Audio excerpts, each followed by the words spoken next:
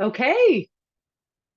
Good morning, everyone. Hello, and welcome to a very special episode of the CAL FIRE Office of the State Fire Marshal's webinar series, where we will focus on the flame retardant program. My name is Kara Garrett, and I will be the moderator of this series. This webinar will last about an hour, and it will be recorded. Please type any questions into the Q&A portion of your screen, and we will answer those questions as quickly as possible. After our featured speaker has completed their presentation, we will be holding a question and answer session. If you have any questions after the webinar has concluded, we will be providing contact information to allow you to reach out directly. The purpose of this webinar series is to host a live and interactive platform to educate on laws, regulations, and various safety topics to increase coordination of education and outreach from CAL FIRE Office of the State Fire Marshal to the public as well as stakeholders.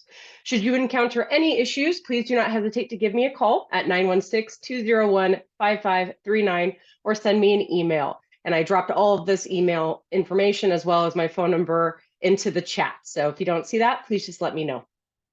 To get us started, we have both State Fire Marshal Daniel Berlant as well as Deputy Director Frank Bigelow here to say a few words. And first, I will kick it over to Chief Berlant. Go away. Take it away, Chief. All right. Thank you, Karen. Thank you all for joining us this morning to talk about flame retardants.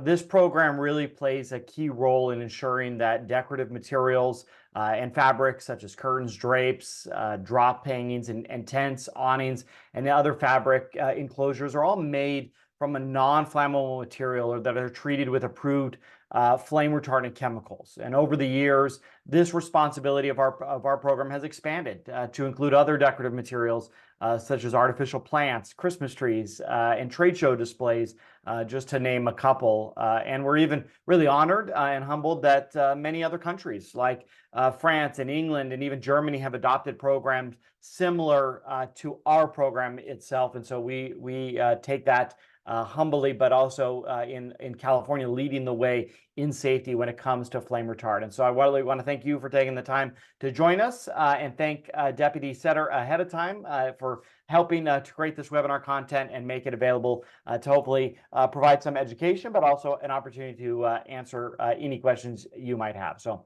welcome, and we look forward to Deputy Setter's presentation. Kara, I'll kick it back to you.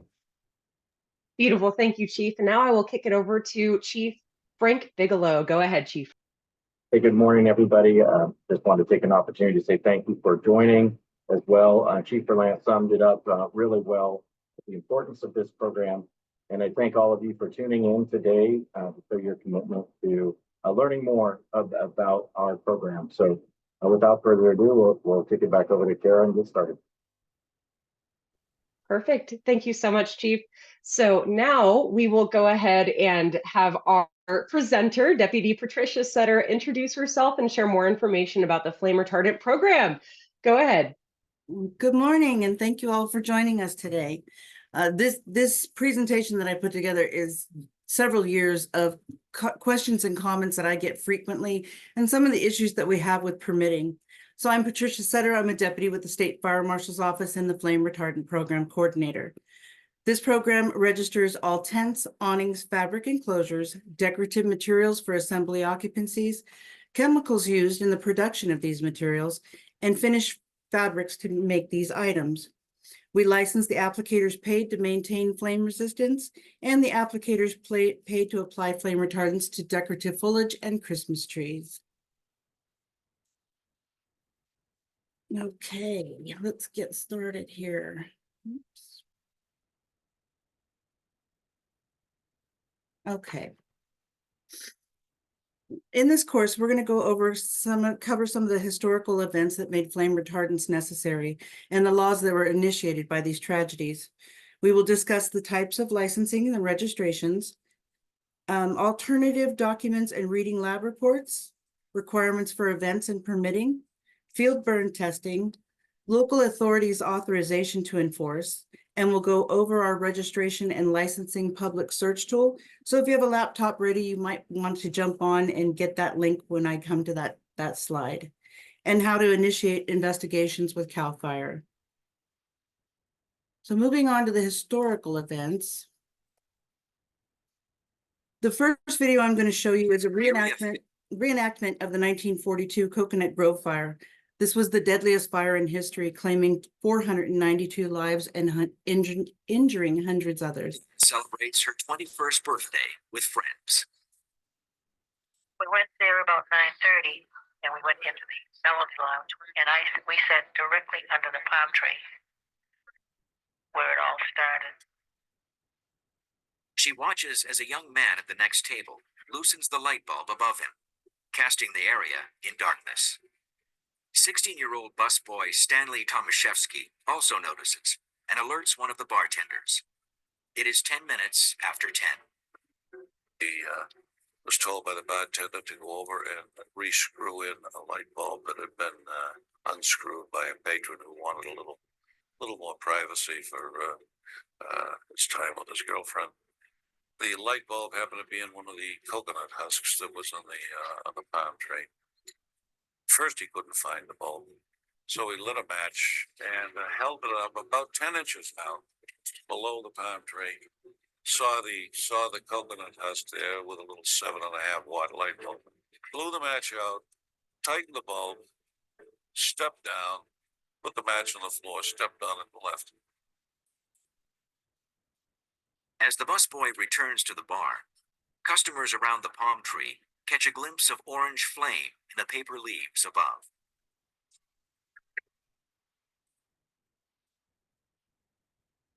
As flames shoot down the wood trunk, staff tries to pull the tree away from the ceiling fabric, but it is too late. Fire explodes across the ceiling with astounding speed, hungrily devouring the decorative cloth. Frantic customers stampede to the only exit they know, the narrow stairs to the main floor. Many try to escape through an emergency exit at the top of the stairs, but the door is bolted shut. Behind them, people push forward, but there is nowhere to go. Upstairs in the main dining room, customers wait for the floor show to begin. Their attention is drawn to a commotion in the foyer. It sounds like someone shouting "fight," but when a cloud of black smoke pours through the archway, they realize that the word is fire. A blast of flame bolts across the cloth-covered ceiling. Many customers die where they sit, burned by searing flames or smothered by hot smoke. Customers and staff rush to a set of double emergency doors at the back of the club. Just as they discover that the doors are locked shut, the lights go out. And all of a sudden, the place is in pitch darkness. Even if they knew that there was a door somewhere, there was no indication of it. Ravenous for more oxygen, the fire rushes down the corridor leading from the dining room to the new Broadway lounge. These are actual photos from that tragedy, and for years this fire was blamed on that busboy. There are many conflicting reports of the initial cause of this fire. Autopsies indicated traces of methyl chloride in the deceased. It was determined that the AC unit was not fueled by Freon as originally thought, but fueled by the more volatile substance, the methyl chloride. This contributed to the high death toll. The actual cause of this fire was a short circuit behind a false wall and an overhead fuse line. Several fire prevention lessons were learned from this fire: locked or blocked exits, boarded up egress, obscured exit signage, panic hardware on exit doors not operating properly, occupant loads exceeded, and the need for flame retardants.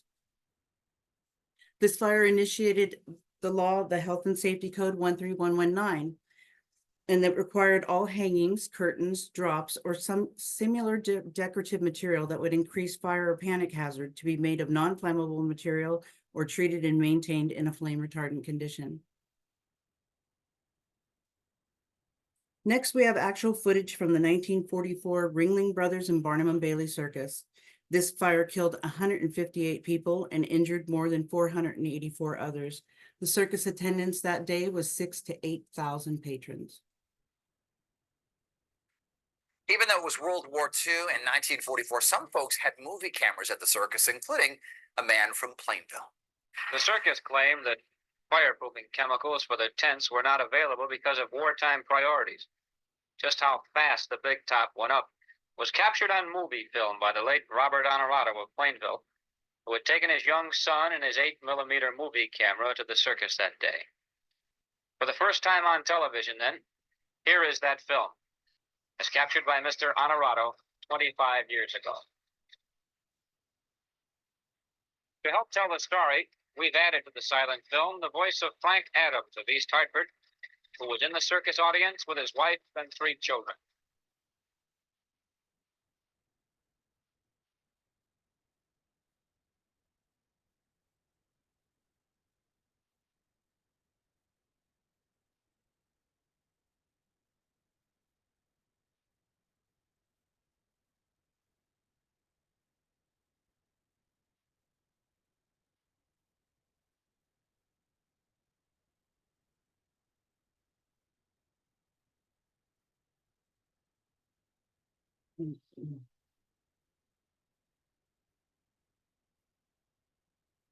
There was an explosion sort of a thing, and a quarter of the tent was gone with this one flash. And I got to the railing, got the children over, and I got into this surge of people that literally took me with them towards the exit. And I managed to get back to my wife. She handed the baby to me over the railing. We got her over, and I kept saying to the family, we're going to make it. We're going to make it. And we did. We got out, and I noticed people who were looking for loved ones were unconsciously blocking the exit of people who were coming out. And I started to direct people to open up the exit so other people could get out. And I then finally got my family clear of everything. They were bringing in, the elephants were starting to push in these wagons of water. And I immediately, when I got my family to one side, we all knelt down and we thanked God that we got out safe. And I began to see other people kneeling down all around, praying for loved ones.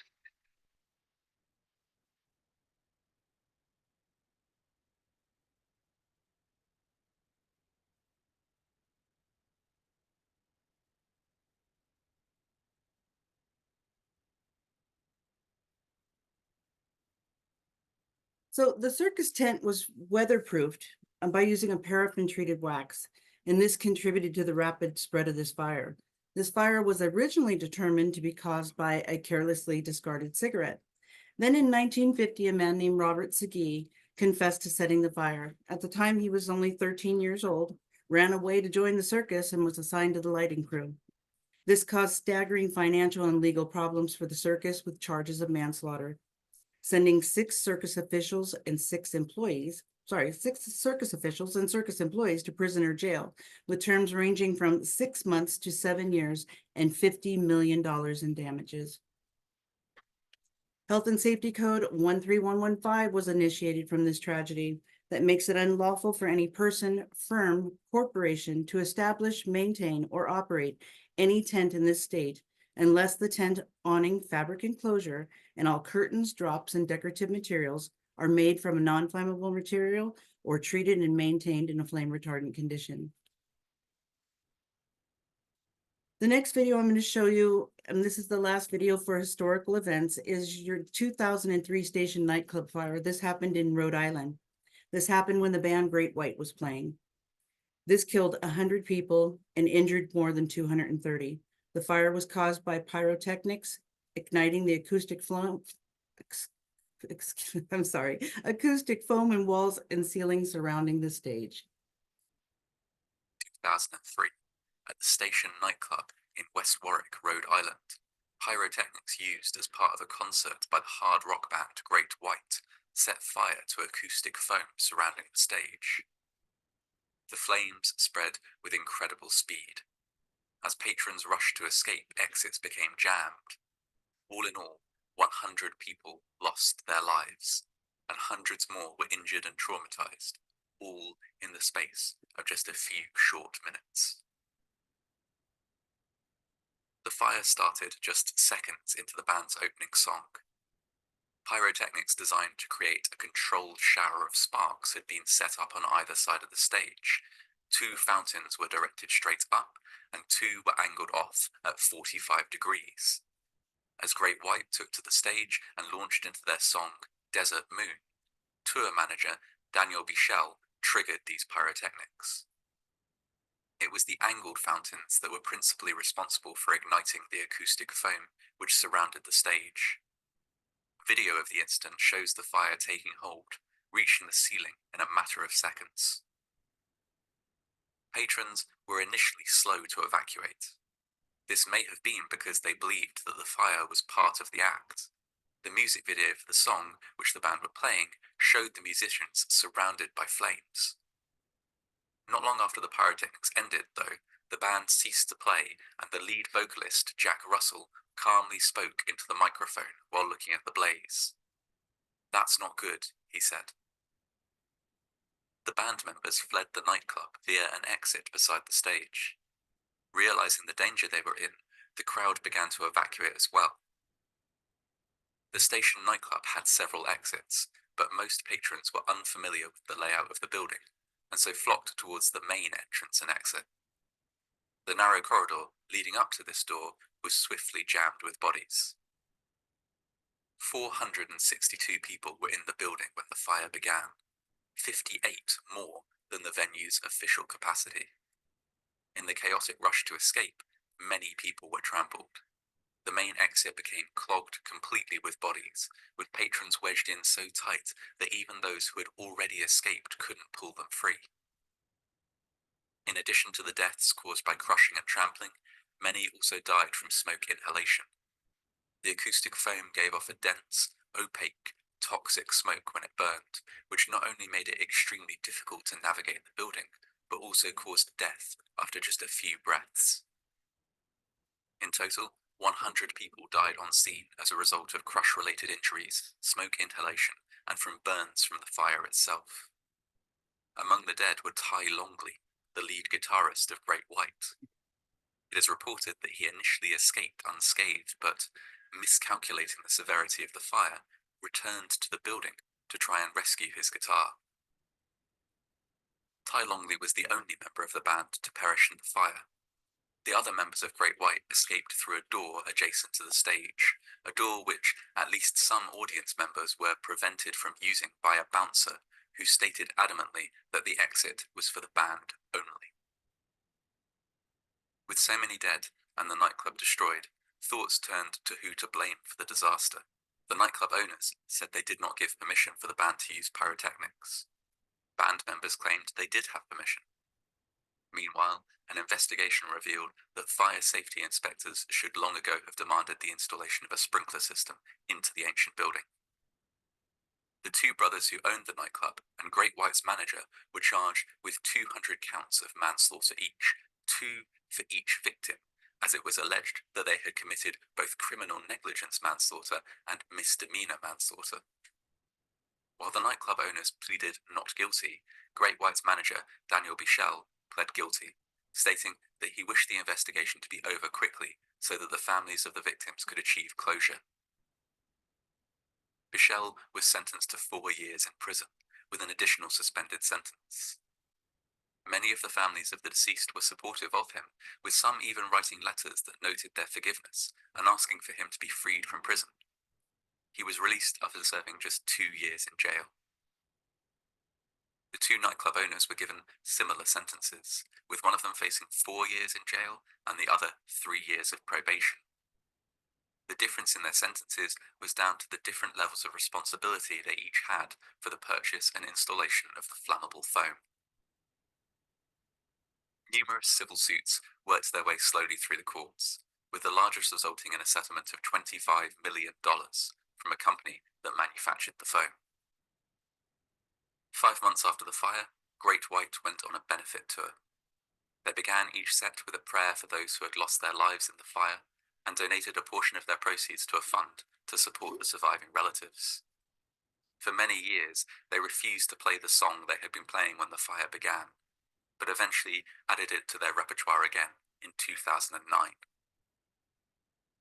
The site of the fire was cleared, and survivors and loved ones of the deceased left numerous crosses as memorials to the dead. A permanent memorial was eventually erected on the site, and it is now a park which sees a memorial service on the 20th of February each year. While the fire was a terrible and costly one, it did result in an almost instant improvement in fire safety across the board. A moratorium was placed on the use of pyrotechnics in small venues, and many nightclubs undertook programs of rapid improvement to bring their premises up to code. While the 100 music lovers who died during the station nightclub fire might have died unnecessarily, their deaths, at least, were not in vain.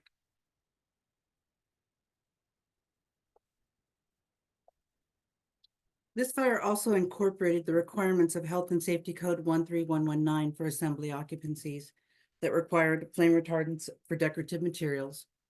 So now you have some of the historical knowledge of how these laws came about, and most laws are a product of lessons learned and lives lost, unfortunately. Sharing these with you illustrates the importance of what we do. So I'm going to move on to our licensing and registrations. The State Fire Marshal's Office has flame retardant program has 2 registration categories and 2 license categories. We register fabrics and chemicals, and we license general and limited applicators. This is the new look of our registrations. They may look a little bit different than ones you've seen in the past. These are required to be renewed annually. And here, the product name that's listed on these must match the laboratory report that accompanies the application that is sent to us. Additionally, the test reports must be issued to the company that's on the registration. All of these documents need to reconcile the registration owner, to the lab reports and the fabric samples that we retain on file at the State Fire Marshal's Office as evidence of what was produced for testing. So here's a better look at that. Here's an example. Registration number is 29001. This is registered to and Rosebrand here. And you'll see the test report is also issued to Rosebrand. Then you'll look over, you see the 12-ounce commando cloth, and that is also going to be on the registration. So if you're asking people for their test reports, you can accompany them with the registration and make sure all that documentation is correct. These are approved labs are approved by the State Fire Marshal. So it has to be that specific, diversified at that specific location. So for example, if this was an SGS report from New York, our approved laboratory, and then another one in SGS out of China, we have to use the one that has been approved by the State Fire Marshal. So I get this question a lot, and it's say, who is the manufacturer? Some believe it's the original manufacturer of the fabric. Yes, we do register fabric companies often. However, those laws, the 13115 for tents and 13119 for occupancies, assembly occupancies, determines that the fabric or decorative material is required to be flame resistant when it's in the final product that is required by law to be registered. And yes, that includes rental tents and drapery fabricators. So here's an interesting story behind this one. So the question is, can companies piggyback off of other people's registrations? And the answer is yes, but you must identify the chain of custody of that fabric. So this tag you see here was created with our help for Paranormal Circus. They had a venue here in Sacramento. They were using one of their newer tents and it was not tagged. So CAL FIRE sent me out on location. And what was very interesting about this fabric, some of these larger fabric companies like Serge Ferrari, they'll emboss their fabric every 10 feet. So it's about my height, no bigger than your pinky. And it had the F44408 embossed on the fabric. So I was able to identify with the registration that they gave me that this is indeed the 44408 fabric. So we worked with their team and we put the chain of custody here. Serge Ferrari is the registered owner of that fabric. Gio Venardi made the tent, and Critique and Cirque Entertainment is the one who owned the Paranormal Circus. So once this was labeled, that circus had no further issues with their venues. All fabrics and chemicals, all fabric chemicals and decorative materials are required testing. So we test for exterior fabrics and chemicals, interior fabrics and chemicals, small tents, decorative wood, and Christmas trees. And this includes your decorative foliage. Now, big note here. CAL FIRE does not use NFPA 701 testing as a testing standard approved by the State Fire Marshal for fabrics and chemicals. You will see this contradiction in the California Building Code in section 3104.2 that tends to be tested to NFPA 701 Test 2. You're additionally going to see a contradiction in the California Fire Code in Chapter 31, and this is Section 3108.3 for inflatable amusement devices, and these are your bounce houses. Again, calling for NFPA 701 Test 2 test. Amendment requests have been issued to correct these issues in the standards. But remember, when there's a conflict in regulation, the more stringent requirements shall be applied.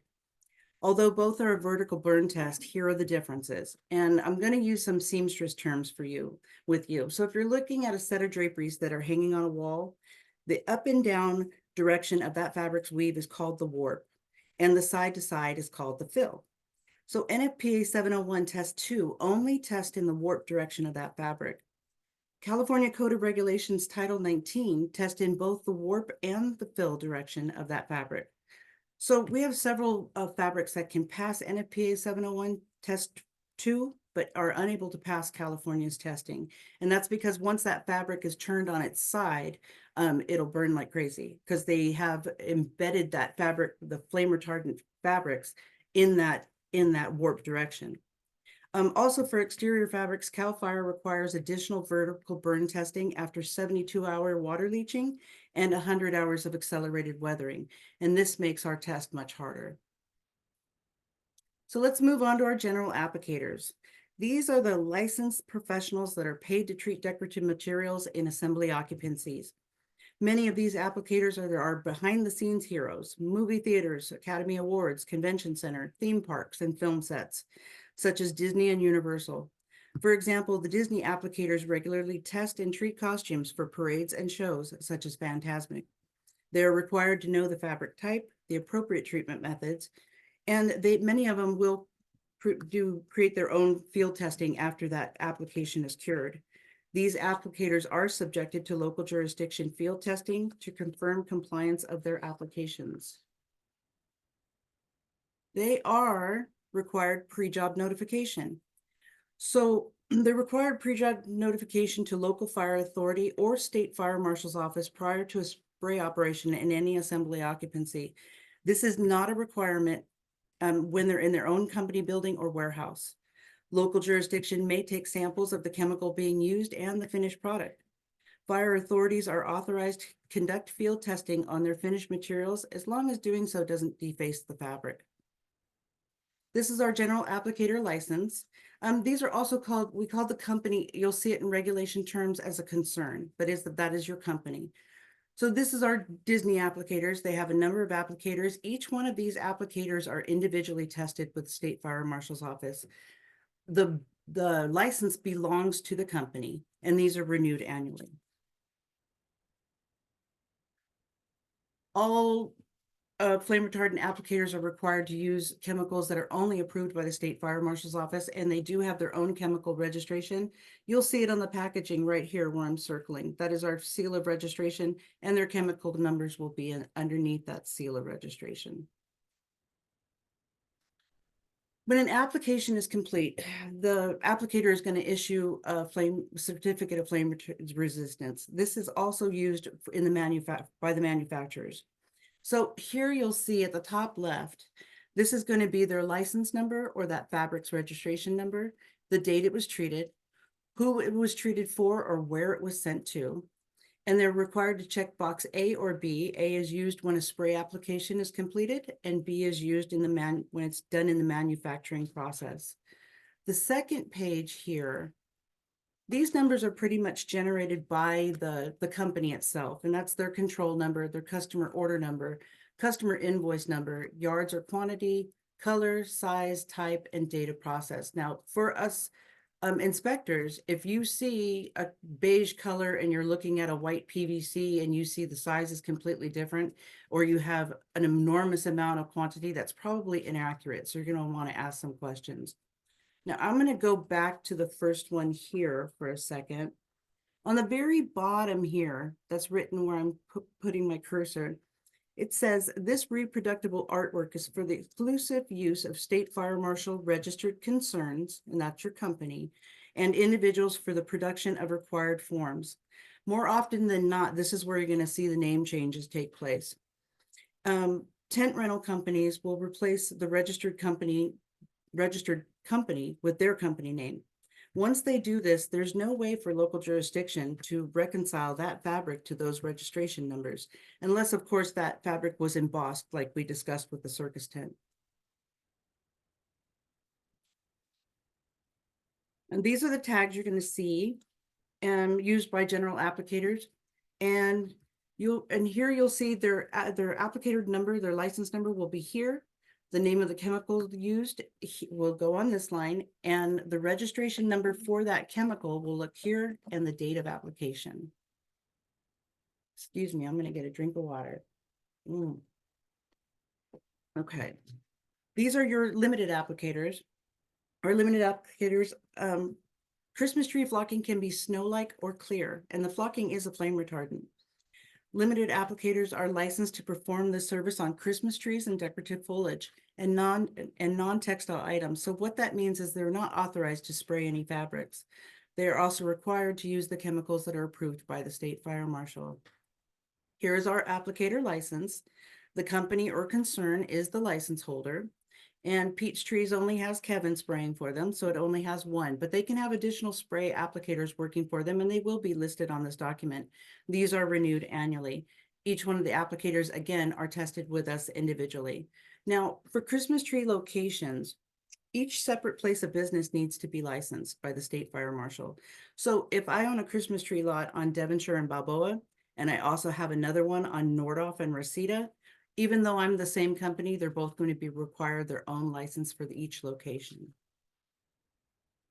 These are our tags for Christmas trees. You will not find these in regulatory language. These can be found in Appendix B of the regulations. So if you want to help out your Christmas tree lot people, this is a real fancy tag that they can use. I want to go over let's go into tents. I want to cover some basic requirements for tents. The tent that jurisdictions will normally inspect happens with permitting and inspection for community events. However, most recently during COVID-19 epidemic, tent inspectors increased for outdoor dining, hospitals, and educational use.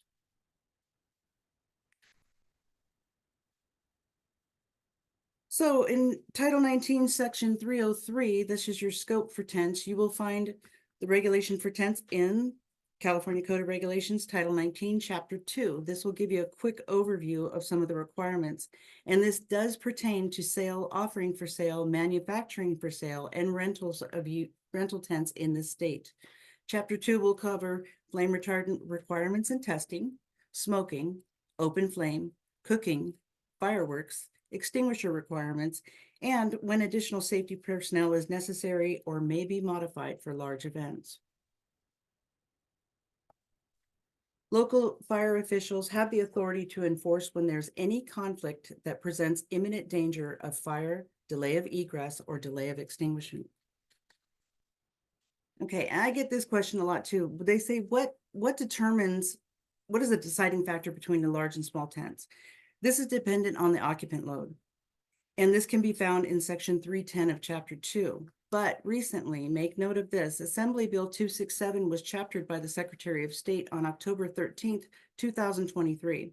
This bill increased that occupant load from 9 or less to 15 or less, and added additional exemptions classifying synthetic materials as being inherently flame resistant. Exceptions now include tent designed or manufactured for children's play, camping, backpacking, or mountaineering, and those used to conduct committal services on the grounds of a cemetery, nor does it apply to tents or awnings or fabrics enclosures that are erected to use within a soundstage that is equipped with an overhead sprinkler system. Section 335, labeling of tents. Each side panel of your tents and the top are required to have labeling or tags permanently affixed. And this will contain the seal of registration if a chemical was used. And I want you guys to make note of this. This will only be on your canvas glamping tents. Remember, if that is a PVC vinyl or water resistant, you cannot spray it. We had this happen during COVID where a chain of Denny's was sprayed and all of that chemical rolled off onto the ground, and this man had to repay Denny's for all of the work that he had done because they paid him for something that didn't happen.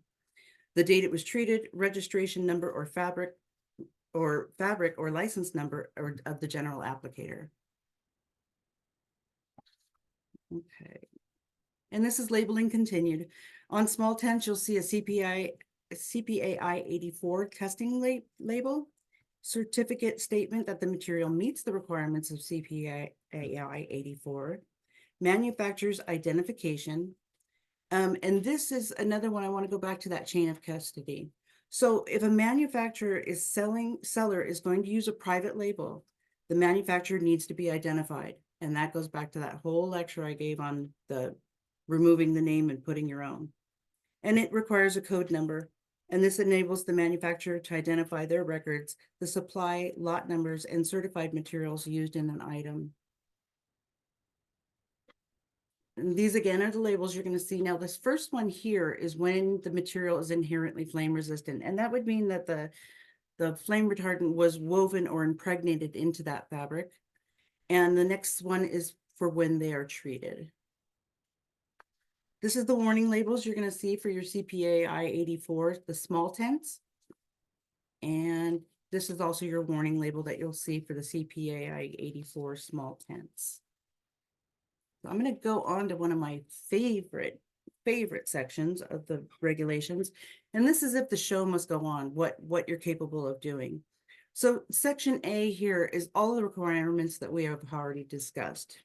Section B allows you to use combustible material if a flame retardant is applied to them and when it's approved by the enforcement authority, but this would require that item to keep damp. So we recently did this with Sacramento, went out to their Soul Bloom event, and there was a tent being erected. It was a beautiful round tent, and we had no idea because it wasn't in the permitting. They hadn't submitted it. It was a last minute thing.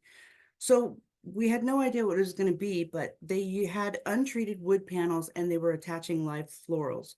Well, when we found out this was going to be a butterfly exhibit, we knew that the florals had to stay wet. So we asked them to keep the entire exhibit damp, and that way we didn't harm the butterflies or the flowers, and the event was allowed to go on. Then there's section D. This is certificates of flame resistance or other documentation, and the beautiful word here is or. Other documentation affirming the requirements of subsection A shall be made available upon request of the enforcement authority. So this happened recently when a fabric closed their company doors, and their business sold to several rental tent or tent manufacturers. And that fabric, if you see it out in the field, is going to be 41901. This was originally belonged to California Combining. Most of that inventory was owned by Aztec Tents, and Aztec Tents is used universally. So basically what happened was the owner of Aztec called and asked about the registration. I told him that the company went out of business. He said, "What are my options?" I said, "Well, you can get the fabric tested and we can get it registered." He said, "But I have existing tents out there with the 41901 on it." So what we did is I gave the owner this option. I said, "This may not work. This is only at the approval of the local jurisdiction, but he has successfully been able to issue those lab reports for events using his tents." Now, the problem is that lab report is owned by Aztec. So other people that have this 41901 California Combining fabric, they're going to have to get their own stuff tested, or they have no option. Aztec is the only ones that did what they could do to try to make this regulation work. You also have the option, local authority does have the option to field test the material, but this is only if their jurisdiction allows. This would be a one-time permitting and would not follow that fabric for additional events. Their authorization to field test can be found in Title 19, Chapter 8, Article 7, Field Testing for Flame Resistance in Chapter 1310. So here's the testing, and this is what you're going to look for. All of these are different from different labs. Different labs have different formatting, but you can see if we're looking at this for event, this was issued to Aztec. This is the name of the fabric, and it's required to be tested 3 ways. For exterior approval, you need the fabric's original treated state after 72-hour water leaching and 100 hours of accelerated weathering. So here you'll see that name and that number, and here's your original state. Here's your 72-hour water leaching, and here's your 100 hours of accelerated weathering.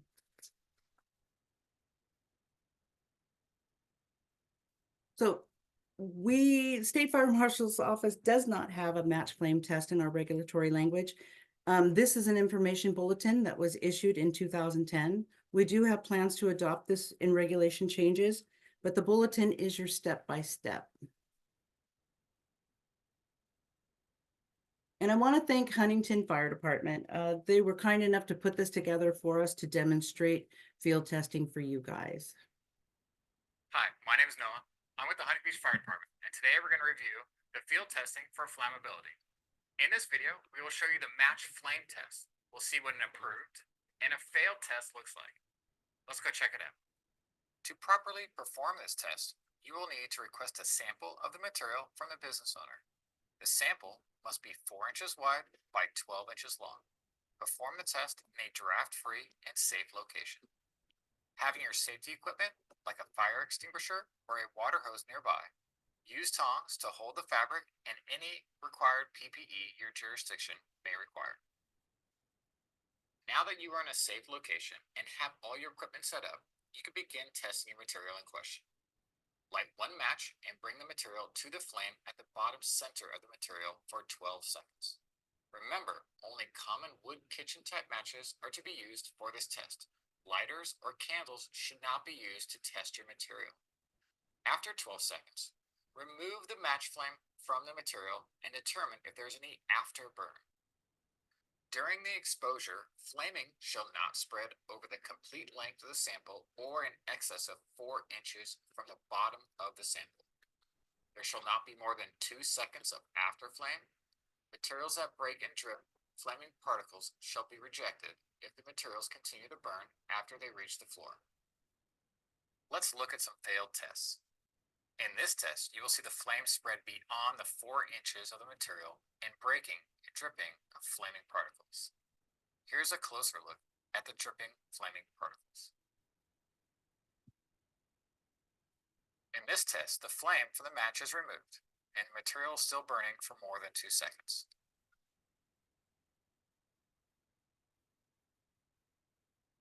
In this approved test, the material does not burn more than 4 inches. No flaming particles are produced, and there is no afterburn that lasts longer than 2 seconds.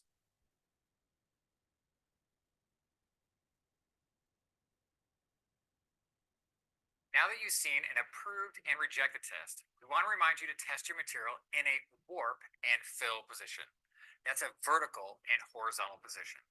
And also remember to follow all your department safety protocols. Thanks for watching.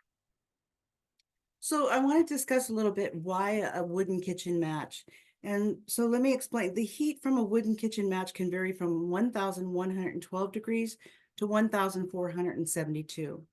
Now, Bic lighters are butane, so they can burn at 1,900 up to 4,074 degrees. Your long neck fireplace lighters, and these are what's normally used, they can burn over 1,900 and can range from 1,900 degrees to 4,074. Now, going to a different type of lighter, your plasma lighters, these are your tiny torches or your cigar lighters. These burn much hotter than butane and they can reach 2,500 degrees. So this is why you need to pay attention to the heat source you use if you're doing field testing to give that material a fair chance. You can regulate your heat source by turning your flame down, usually to the lowest setting. However, the standard wooden kitchen match is recommended. Hi, my name is Noah. Okay. So what gives the fire department authorization to enforce? This is Health and Safety Code 13145. Gives authorization to enforce regulations formally adopted by the State Fire Marshal for the prevention of fire and protection of life and property against fire or panic.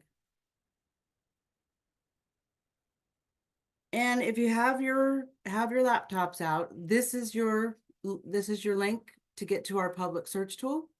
And I'll give you guys a minute to get that down. There's no need to register or log in. You're going to go to quick links here on the right-hand side, and you're going to tap on verify license status.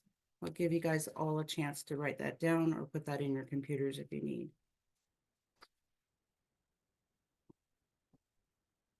Okay, moving on. On this page, that verify license status is going to take you to this page. And you're going to see the license program here. I have in there flame retardant programs and fabrics, and license category is your fabric registration. You can also look up our chemical registrations, our general applicators, and our limited applicators. And then you're going to push submit. This is going to give you access to every single one of my licenses or registrations in the state of California. I found that the least amount of information that you put in these fields, the better the results are. Here's a really neat part about here, that if you know the company's name you're looking for and you click right here in the light blue under company name, it's going to organize that in alphabetical order for you. So it'll make your search a little bit better. And you're always welcome to call my office if you want specifics on, for general applicator, for example, if you want a list of their applicators, that's not going to show up on your search, but you will see the company name. If you're looking for a lab reports to accompany a registration, if you're just not sure that that's the fabric you're looking at, you can call us and we will absolutely send you that information as well. If you do not see something on your search that you're looking for, that means that that registration or license has expired.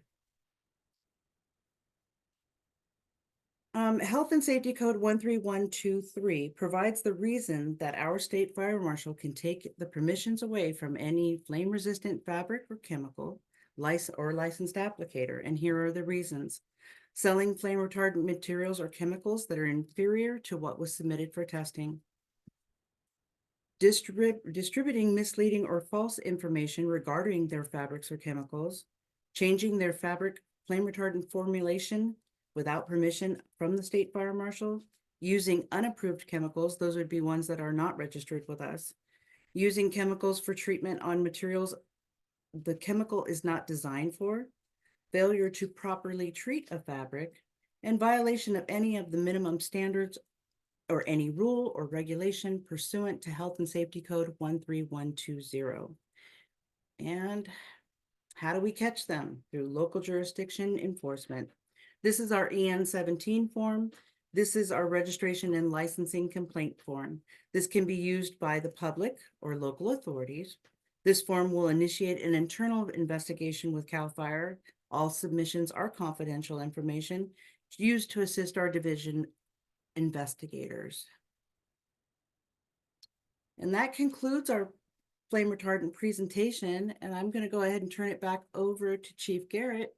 I'll stop sharing now. That was a fantastic presentation. So we will now be opening it up for questions. If you have a question, please use the raise hand feature and we will unmute you. It should be on your toolbar. So if you have any issues, just let me know. But okay, perfect. Carlita Foss, go ahead. Hi, I was wondering that last form, what was the form number of it? Carlita, we're really, I'm struggling to hear you. Oh, hang on. Can you hear me now? A little bit better. Car, can you hear her? It's low, but yeah, go ahead and repeat your question. Sorry about that. The form you showed at the last slide, what was the form number? EN17, it should be at the bottom, Kara. You can find these on our websites. It should be listed in all of our regulatory programs. I know for sure you're going to find it in an automatic extinguishing system. Is there a form number on the bottom? I don't see a form number, but I will drop the link for the automatic extinguishing systems website in the chat. Okay. Thank you. Thank you, Carlita. Any other questions? Okay, perfect. Tracy Stager, go ahead. Hi, it's actually not Tracy, it's Maria Gladden. Our team is sitting here together. Can we get that bulletin number again? Oh, the last yes. bulletin number you provided? Thank you. Sure. The bulletin can be found on the CAL FIRE website, and the number on it is, let me go back to that slide because I don't know exactly the number. It'll be in the 2010 bulletins. Chief Anderson, do you know exactly where that's located on our website? All of the bulletins? Yeah, I think most of them do. What's the number of it? I'm trying to see. I got to go back my slides. I will drop it in the chat. So it's on the information bulletins page. Thanks, Kara. Yeah, absolutely. And then we'll go ahead and go back to, I believe it was a recent slide, but it was towards the end, before the Huntington Beach. Yeah, so we'll go Yeah, ahead and click on before, back. Okay, here it is. So this is the information bulletin, January 8th, 2010. So I'll go ahead and put that in the chat. I have the PDF right here.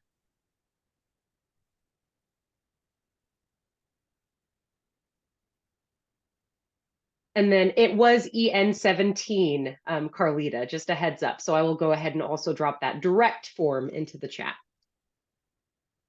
Thank you, Cara. Absolutely. Okay, beautiful. Any other questions? We have a few minutes, so feel free.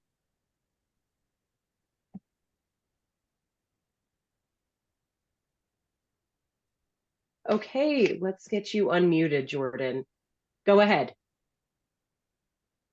Hi, this might be a silly question, but I'm new to doing special events, and so that was part of taking this webinar to try to understand, but I get a lot of questions about folks buying just like tents on Amazon to use for tabling events. You know, they're usually under 400 square feet.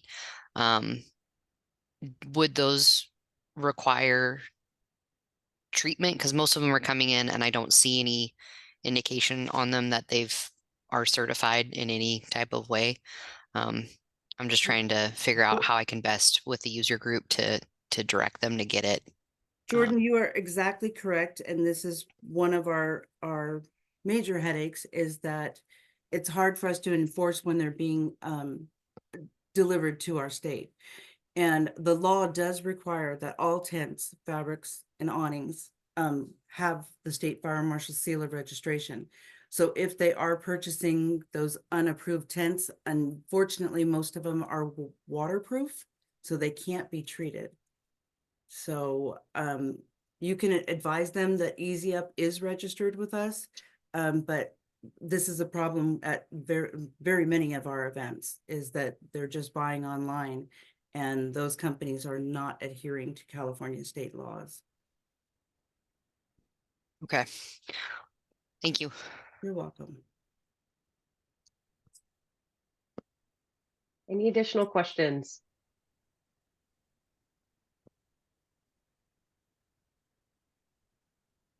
All right. Well, we will go ahead and move forward. So thank you all so much for joining us today. We had a wonderful turnout for this presentation, and we want to remind you to subscribe for updates on all Office of the State Fire Marshal updates by going to our subscription page. And through this subscription page, you will get an alert whenever we have any upcoming webinars, such as this one. So the next one we have will be in June.